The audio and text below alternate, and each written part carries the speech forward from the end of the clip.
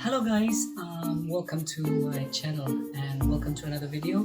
So, ngayong araw na to, naisipan kasi namin na gumawa ng biko and we need coconut. So, ang gagawin namin ngayon is gagawa namin kami ng buko ay hindi naman sasayang yung nyug na kunin ko. So, today, I'm going to make this as a challenge.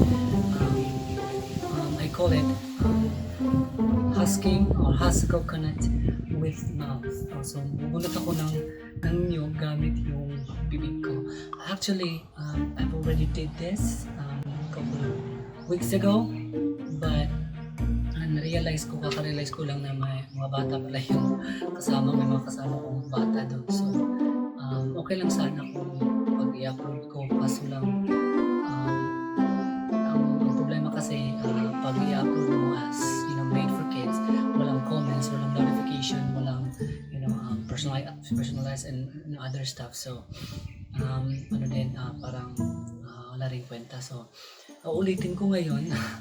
Actually nasugatan na nga yung bibig ko sa paggawa nito, but at that time kasi nung ginawa namin, hindi namin alam kung ilang minuto or ilang seconds na ginawa namin yung pagbunot ng niyog. So today, yan ang gagawin ko na challenge, and hopefully I can pull it off as fast as I can. So I'm gonna do this challenge and inviting you. Also, kung kaya niyo gawin to, ito nga pala yung niyog na bubunutan ko. Ito siya. Diba? Okay, maringgan niya. May laman siya, so buhay na buhay. So, gagawin ko to siya, and then itatry ko siyang orasan or i-count the timer, but I will also recount it based sa kung ilang segundo ako nagsimula dyan sa dito sa video pala. Dito sa video naman. Let's go! Pero teka lang, do I really need to do this? I'm not sure if this idea is really good because last time na ginawa namin ito. Pero nagdalawang isip ko kasi so, medyo makita yung ipin ko nun, pero hindi naman masyado kasi I used to kasi parang nabubukas yung ipin ko, ginagamit ko pambukas ng tawag ito, ng soft drinks yung minsan. So I guess andito na to, kailangan ko itong gawin. So good luck. Lumipat ako dito kasi doon banda sobrang init at saka masyadong yung kapitbahay na baka makita ako. Bro, baka sabihin ako anong ginagawa ng tamang niya. So ito na. Okay, so ready guys? Ready na ba ako? Ready na ba tayo? Okay.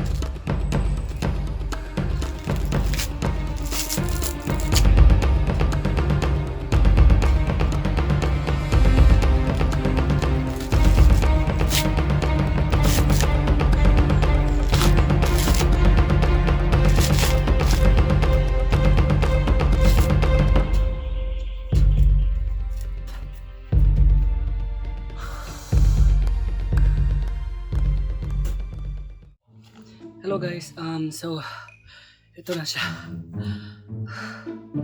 Natapos ko na. Tingnan niyo yung bibig ko. Oh. Maraming sugatan naman siya. Oh. Nagsugat siya. Well, anyway. Yan, nagawa ko na. Nabunutan ko na siya. Nung unang kagat ko, sobrang tigas. Sobrang tigas niya. Akala ko hindi ko siya makakagar. Nung unang bite, akala ko hindi ko magawa kasi sobrang iba sa unang nyug na tinry ko nung dati.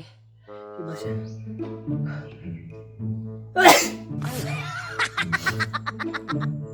Tsaka medyo mas matigas so kaya sa dati at saka medyo malaki to eh. And then nabunot ko na. So ayun. Maraming sumisiksik sa ipin ko. Naku. Grabe. Pagod. Ay. Anyway, I pulled it up and I'm not sure of how many seconds or minutes yung paggawa ko nito, but I'll put it on this video. So yun guys, gagawin namin ito is gawin kami ng biko. To those who are watching this video, I'm challenging you. If you can pull it off the challenge, let's see if you can pull it off faster than how I did it. So may mas mabilis kasi depende rin kasi sa nyug din kasi kung madali siyang bunutan madali siyang i-husk. So nawa ko siya kung na mabilis para sa akin, pero depende yun sa inyo guys. So I think that's all, and good luck guys. Sana hindi magsira-sira yung ipin niyo, saka hindi magkasugat-sugat yung bibig niyo. Medyo sugatan siya konti. Hopefully hindi magsugat-sugat yung bibig niyo at saka hindi yung masira yung ipin niyo. So anyway, thank you guys for watching this video. I can't wait to crack this one open and then gagawa kami ng biko. So thank you guys for watching and you all have a wonderful day. Take care. Goodbye. Mwah mwah chup chup.